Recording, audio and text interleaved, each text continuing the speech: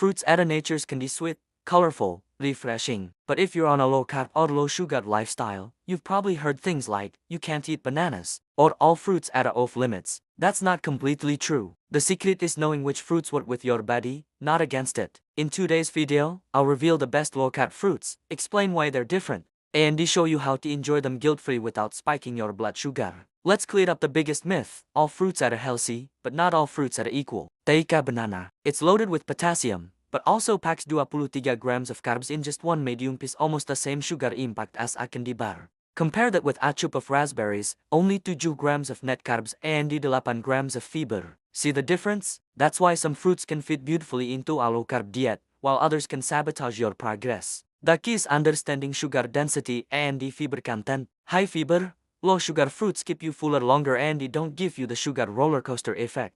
Let's dive into the heroes of the fruit world when it comes to low carb.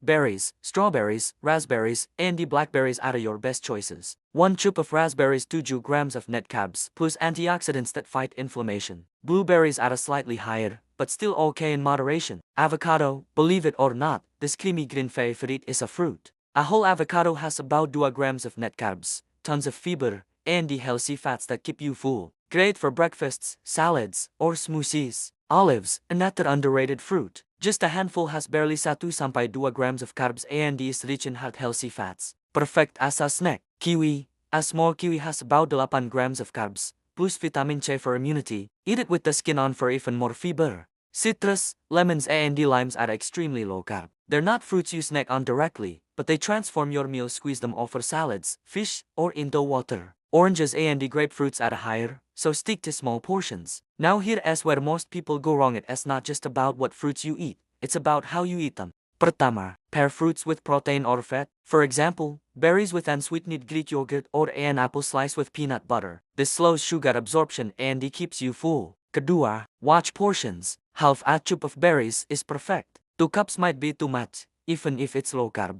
Ketiga, avoid dried fruits and the fruit juice. A handful of raisins has more sugar than a candy bar, and the fruit juice spikes blood sugar like soda. Stick to fresh or frozen whole fruit. Keempat, time your fruit intake. Eating a small serving after a balanced meal is better than snacking on fruit alone because the other foods buffer the sugar spike. The beauty of these low-carb fruits is that you don't feel deprived. You can enjoy sweetness, freshness, and the variety without guilt. And the more you focus on fiber-rich fruits like berries and the avocados, the more your cravings for sugary desserts start to fade. It's like retraining your taste buds. So the next time someone tells you fruit is off limits on a low-carb diet, you'll know better. Stick with the heroes: berries, avocado, olives, kiwi, and the citrus. Use them smartly, pair them wisely, and enjoy them in moderation. And in the next video, we'll move into vegetables, the low-carb powerhouses that don't just support your diet, but also crush sugar cravings. Trust me, you don't want to miss it.